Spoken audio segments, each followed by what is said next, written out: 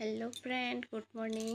তো আজ অম্বুবাচী চোৱা শেষ, তাই ভাবছি আজ যত কাপড় আছে সব ধুবো, ঘর পরিষ্কার করলাম। আর বাইরে দেখো কি বৃষ্টি, এই বৃষ্টির মাঝে কিভাবে কাপড় ধোবো? বৃষ্টি কি ভেবেছে যে আমি কাপড় ধোবো না? না না, আমি ভয় খাই না গো বৃষ্টিতে। আমিও ভেবেছি যে তোমরা পড়ো, কত পড়বা, কিন্তু আমার কাজটা আমার করতেই হবে, তাই না বন্ধুরা?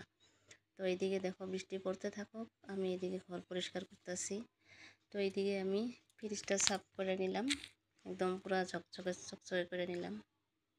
তো এবার বাইরে কাজে আসলাম। এই দেখো কত কাপড়। তো এইদিকে এখানে থুইছি কাপড়, এইদিকে অনেক কাপড় নিয়েছি। তো সমস্ত কাজ করে কাপড় চোপড় ধুয়ে তারপর স্নান করে আসলাম পূজা দিতে। তো আজ বৃহস্পতিবার, পূজা তো দিতেই হবে। তো এইদিকে দেখো কি সুন্দর করে মা লক্ষ্মীর ঘট বসেছি। তো এইদিকে আমার গোপোষণাকে দিলাম, দিয়ে এই যে আমি ঘরে এসে একটু ভাবলাম দেখি তোমাদের সাথে ঢং করি। তো দেখো আমার ঘরের কি অবস্থা। এই অবস্থা দেখে আমার একদম কি যে বলবো বন্ধুরা। তারপর দেখো কত ঢং। এই যে দেখো বৃষ্টির মাঝে কত কাপড় ধুয়েছি। আরও আরও বালতিতে কাপড় আছে, তো এগুলো শুকাইলে ওগুলো দিব আমি শুকা। তারপর দেখো সমস্ত কাপড় ঘরে আইনা একদম ঘরটা পুরা ক্লিন করে নিয়ে পর্দাগুলো লাগাই দিলাম, একদম চকচকে চকচকে। তাই তোমাদেরকে দেখাচ্ছি। দেখো এখন এটাই আমার স্বর্গ।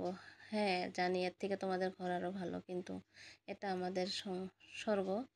মেয়েদের বিয়ের পরে স্বামীর ঘরে স্বর্গ যে ভাঙাই হোক, তাও স্বর্গ। তো দেখো তোমাদের কাছে এইটাই দেখাইছি আমি। কত সুন্দর লেগেছে আমার রুমটা। একটু বিছনায় বসে পড়লাম, হয়তো দেখেছো আমাকে।